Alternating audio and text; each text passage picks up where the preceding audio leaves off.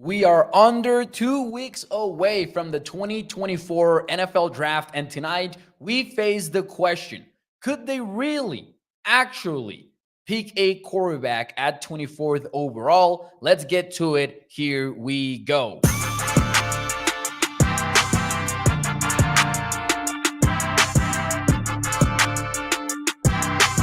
What is up, everyone, and welcome into A to Z Sports Dallas Primetime. I am your host, Mauricio Rodriguez, streaming with you live every Sunday and Thursday night at 8 p.m. Central here in A to Z Sports Dallas Primetime. Welcome, everyone, into the show. We are officially under 2 weeks away from the NFL Draft, and we are addressing this big quarterback question that has had some life sparked into it because of several not really reports, but rumors, especially a comment made by ESPN's Adam Schefter much earlier in the week that we didn't really address on the show. So I thought today it would be a good opportunity to have a conversation about it because obviously the Cowboys do have a quarterback on a contract year. There's a lot of noise about the Cowboys potentially just maybe not extending Dak Prescott before the season starts.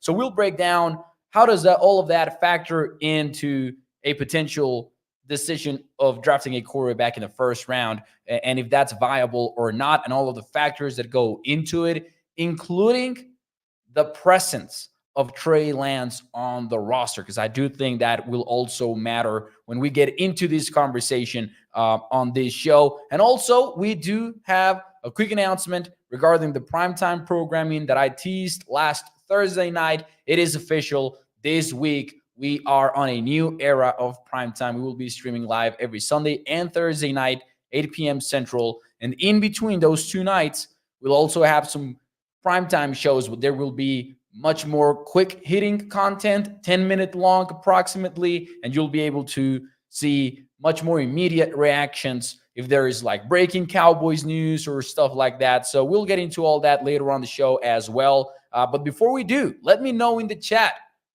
from 1 to 10, how likely do you think the Cowboys are to pick a quarterback in the first round of the 2024 NFL Draft?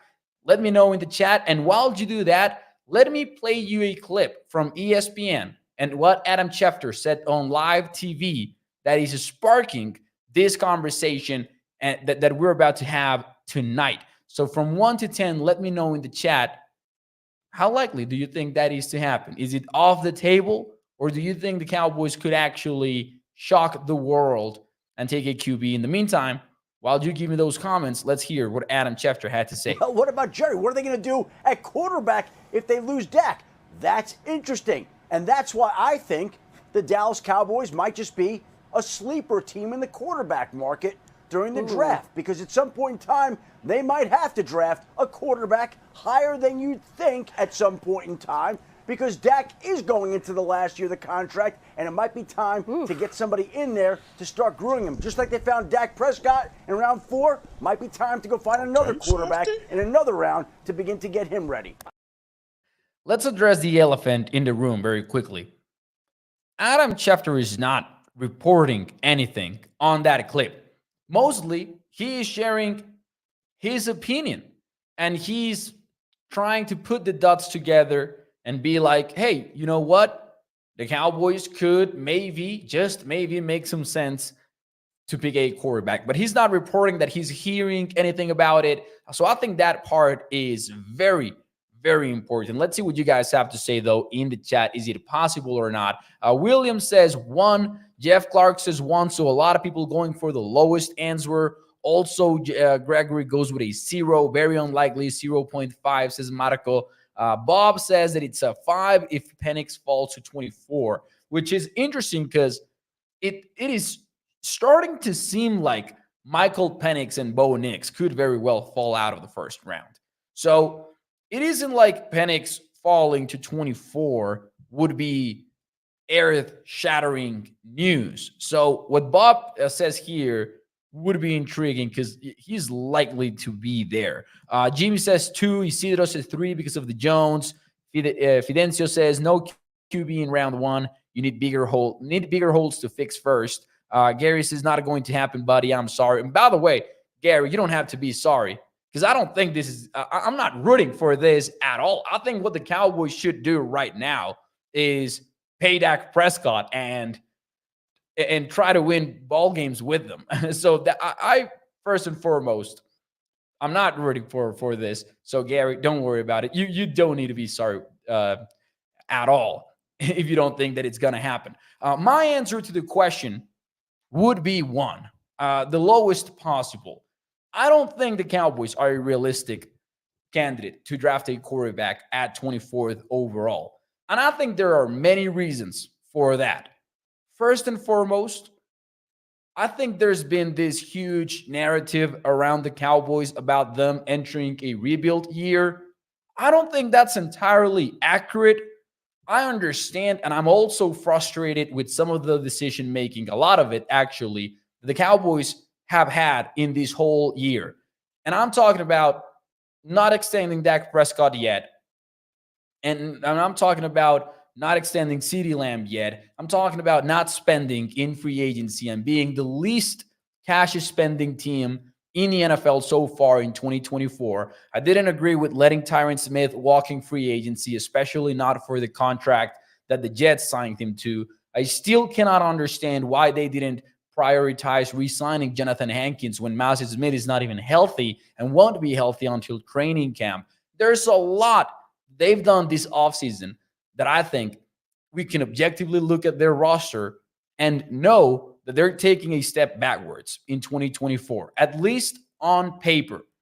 But I also think that it's a mistake to call it a rebuild year when you are an absolute candidate to win the NFC East, to go in the playoffs, and maybe not be considered that top contender alongside the San Francisco 49ers, because frankly, they have not earned such a title, in my opinion, and they have done very little to show improvement on an overall basis of the team. So I'm not saying that they're improving and taking the next step, but I'm also not calling this a rebuild when you still have Dak Prescott on the team and Zach Martin and Micah Parsons and CeeDee Lamb, and you're likely going to be a double-digit win team in 2024. I don't know if that means winning 10 ball games and making the playoffs as a wild card. I don't know if it means winning the NFC East and actually being the 2 seed in the NFC or something like that. And regardless of what happens in the playoffs, of course. But all I'm saying is the Cowboys are actually still a good team.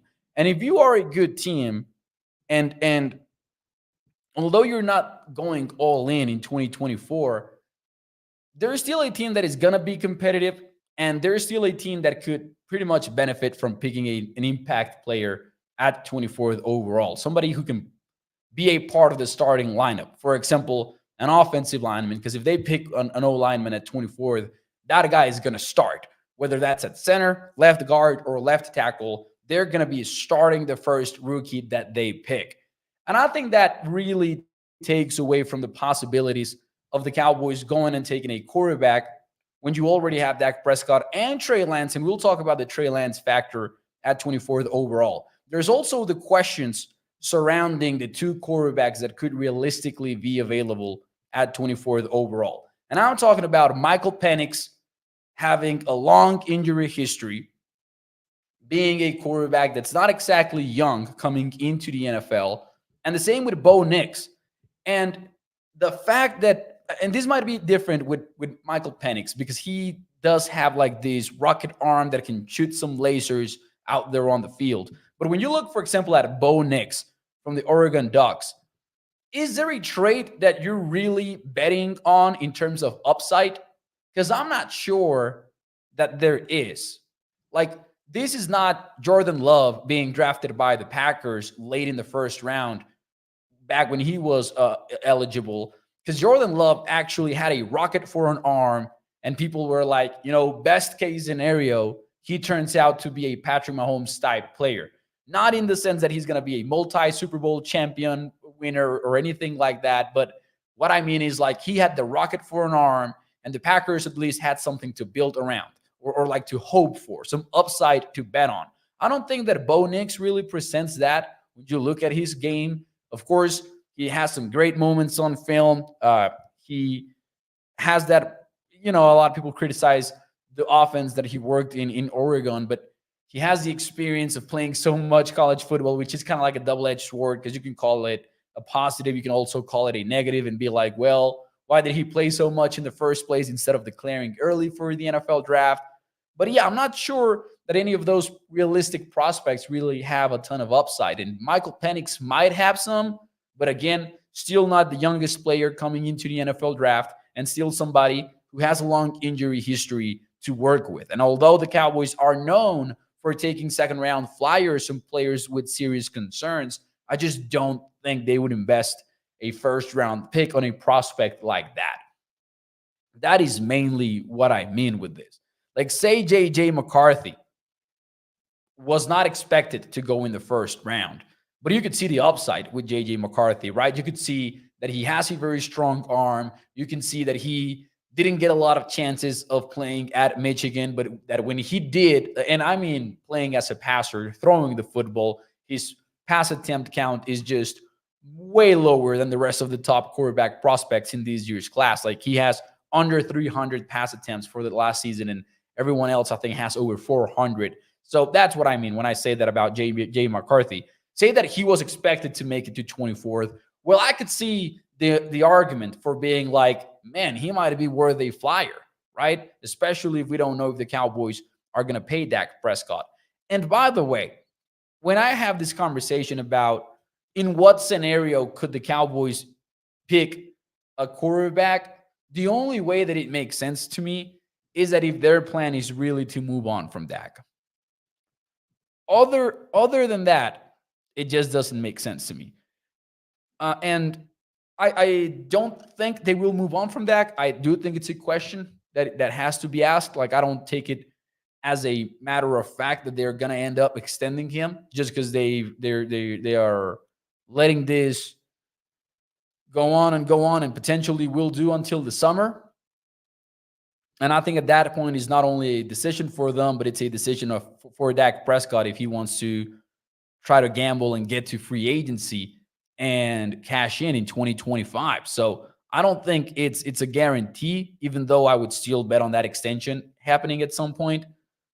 But yeah, man, it's one of those years that I don't think it makes sense to take a quarterback late in the first round. And I don't think that the players that are likely going to be there would make sense to them. Now, we'll get into the Trey Lance thing in a moment here. But first, let me read some of your comments here because, of course, I do think you're making some good points over here in the chat. Wayne says they won't be getting a quarterback. They will keep Dak, get a deal done.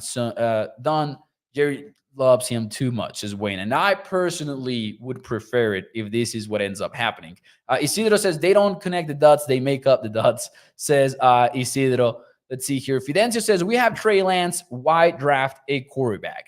Now, this part is very interesting because the presence of Trey Lance matters. We've talked about this before on the show, but I don't think the Cowboys traded for Trey Lance for leverage or anything like that in the Dak Prescott negotiations, which was the point that many people try to make back in 2023 when this happened.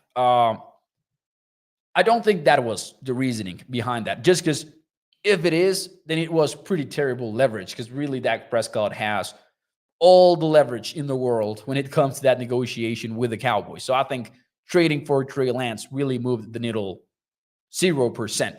So with that in mind, I do think that when the Cowboys decided to get rid of a fourth round pick in exchange for Trey Lance is because they thought there was some upside there. And it's not a wild thing to think about when it comes to a quarterback with an arm like Trey Lance's. Now, I also think that although they see the upside, they just have no way of knowing if it's going to come to fruition at all. And I think that when they will learn if it's going to come to fruition or not, it's going to be in training camp of this year or in the summer or during the even OTA's minicamp aspect of it. They might get an idea about what things look like with Trey Lance and who he really is going into year 4 of his NFL career. But the reality is they just don't know who Trey Lance is right now. And to figure out who he is, you gotta give him reps. Like this offseason, he's gonna have to get a significant amount of reps. Now, I'm not talking about first team reps, like maybe if they want to take a look at him in certain situations, but not in a quarterback battle context. That's definitely something that I don't expect us to see. I mean, if Dak Prescott holds out, then he might get first team reps, of course. But what I mean is he's going to have to, the second team offense is going to have more playing time just to get an idea of Trey Lance, in my opinion, and try to see what he really is. And if you're giving Trey Lance all of those looks, why are you drafting a QB in the first round of the NFL draft? It's another reason why it doesn't make sense, in my opinion. Now, that being said, though, if we're playing devil's advocate, Trey Lance shouldn't entirely rule out you taking a quarterback at some point in the draft, just because Trey Lance is not gonna, like, if he ends up being, hypothetically, and I know that I say if a lot, and when I say if, I really mean it in this case. Like we're playing in a hypothetical, made up world right now. But if for some reason Trey Lance just wows them, he is young. He still has a lot of upside for his career if he ends up being what everyone wants him to be. But at the end of the day, he's not going to have the value of a quarterback playing on a rookie deal anymore, because it's year 4 of his career and he's going to hit free agency in 2025 because the Cowboys did not pick up that 5th-year option. So drafting a quarterback, if you're playing devil's advocate, the value in doing so would be in, if you hit on a guy, then you're going to be able to tap into that contract value for the player. Now, again, this is kind of weird, especially in the Cowboys case, because in this made-up world, they're moving on from Dak Prescott. And if they're moving on from Dak Prescott, that dead cap hit is going to be huge in 2025. So for a lot of reasons, I just think it doesn't make sense. I don't see the Cowboys drafting a quarterback early. And I'm going to be honest, I don't think they're a candidate to take a quarterback late in the NFL draft. I just don't see it happening. I think they committed to the Trey Lance strategy. And I'm not saying it's wrong for the backup quarterback, but I do think that it's just not an alternative, not a viable path to take if you are the Cowboys. As opposed to if you really wanted to move on from Dak Prescott and you knew since January, I would have pounded the table for a trade and try to move up in the NFL draft and grab somebody, right? Grab JJ McCarthy or something like that, one of the top prospects at the position. And that doesn't mean that I want the Cowboys to move on from Dak Prescott. That just means that if that is a path you're going to take, I think you got to be proactive about it. And obviously that it is much too late for any of that. So the Cowboys did not go down that route, and we know that now. But anyways, let me read some of your comments here in the chat. Let's see here. William says, same. If we drafted QB at 24, we wouldn't know what we truly have. And that is true. But you would have somebody on a rookie deal, and you could play the long game, right? Like that would be the logic behind that. So there's certainly some logic in it. Guru says Lance over Cooper Rush in camp and preseason games. Oh, absolutely. The moment that the Cowboys decided to pay that $5 million bonus to Trey Lance, you just assumed that Cooper Rush is now QB3 of the Dallas Cowboys and absolutely a roster cut candidate ahead of the 2024 NFL season. Because there's no more guaranteed money on that deal. So Cooper Rush is likely going to be out. And Brian Thompson says, I would rather play Cooper Rush than draft a quarterback, sign him again after this deal if need be. Man, I think Cooper Rush is a cut candidate, honestly, because Cooper Rush is not jumping Trey Lance in that depth chart. And, okay, he could, just to be super clear, if Cooper Rush is QB2 this season, then yikes, Trey Lance's career might be over. Officially over. So there's that. You see that us as Trey Lance has an arm, and we're not sure what else. He'll have to play in actual games. You know, a lot of people, when they watch a football game, and the other day I saw a tweet that said, how do you know, like, what is one quote that lets you know that somebody does not know about football? And somebody does not know ball, I think was actually the exact quote.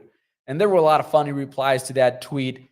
Mine was when somebody says during a live airing of a show, oh, that quarterback doesn't know how to read defenses. To me, that is a red flag that whoever I'm talking to does not know a thing about football, like from an X and O's perspective.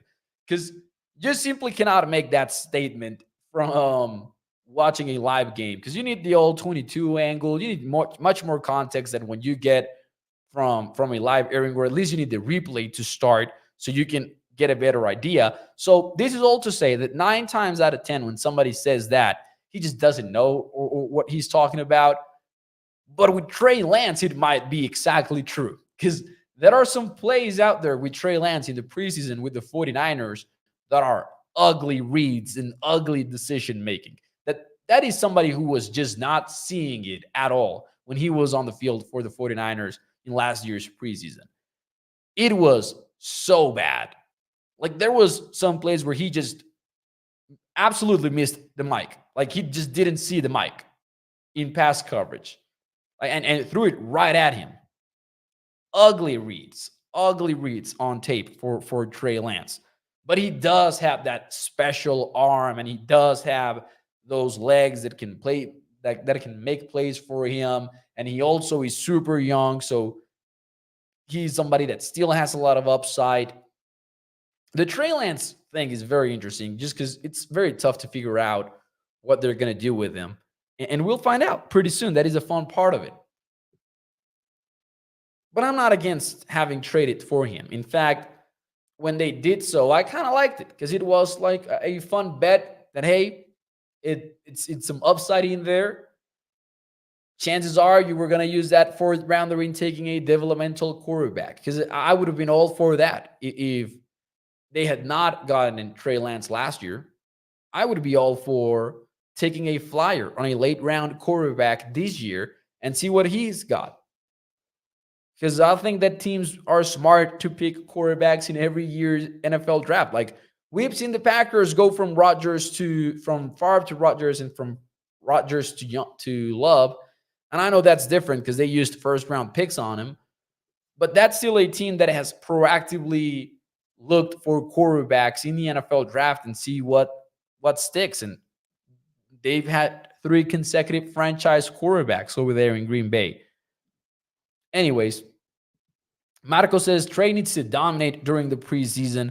Oh, and I'm ready for all of the reports about Trey Lance is looking great. Trey Lance is doing this and doing that, because at the very least, the Cowboys need to, see if they can balloon the price tag for Trey Lance, maybe in a potential trade. Like, imagine, and obviously you don't want to wish this on anybody, but imagine a quarterback goes down middle of the season. Trey Lance could be on the move by the trade deadline, honestly, especially if the Cowboys end up extending Dak Prescott before the season starts. So you just know you're going to see those headlines come out this offseason and preseason. Like, we're going to see the Trey Lance praise at another level. And some people might look at it as the Cowboys trying to gain leverage versus Dak Prescott in negotiations. But as I said, that would mean absolutely nothing compared to what Dak has in his cards. So actually, I think that if we do get to those headlines, it will be more about trying to drive up the price tag for Trey Lance in a potential trade, and at least trying to get back a fourth rounder, which is what you invested on him. And especially for a desperate team in the middle of the season, they might be able to pay up.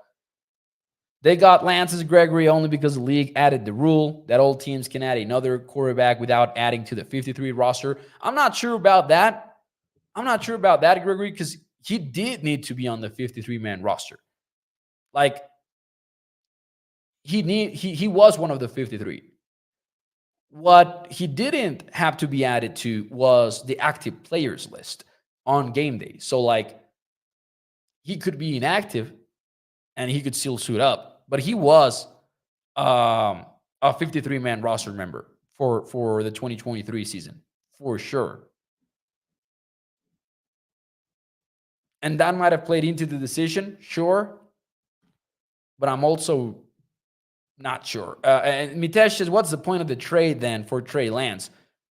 Just see if you can take a former top three talent in the NFL draft, top three pick, and see if you can exploit the strengths and mitigate the weaknesses. Basically, it's all about this year. Honestly, I think that the Cowboys knew very well that they would not get to know who Trey Lance was in 2023 because the season was upon them.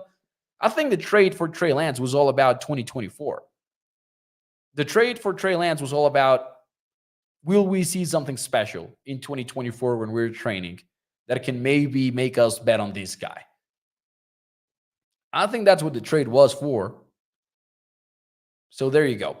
Ladies and gentlemen, before I get out of here and we all get out of here to start our weeks right, let me tell you about the plan for primetime. So we're still going to see each other 5 times a week, Sunday through Thursday.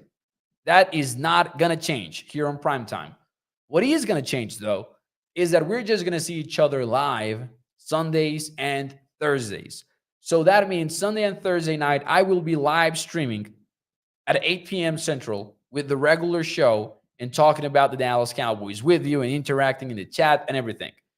Monday, Tuesday, and Wednesday, we will have quicker content, about 10 minutes long, more to the point content regarding Cowboys breaking news or Cowboys opinion and analysis. And that will be Monday, Tuesday, and Wednesday in a shorter form version. This is all to take primetime to the next level. As you guys know, we're putting out so much content out there on A to Z Sports, and we want to make sure that we're really trying to hit every audience that wants quality Cowboys content. So that is the plan for primetime moving forward. As I said last week, it can be a little bit bittersweet because I know a lot of you tune in every single night, and that means the world to me. I am so thankful for that. I've been doing this show since 2021, and I'm still so humbled by the fact that some people tune in nightly to the show.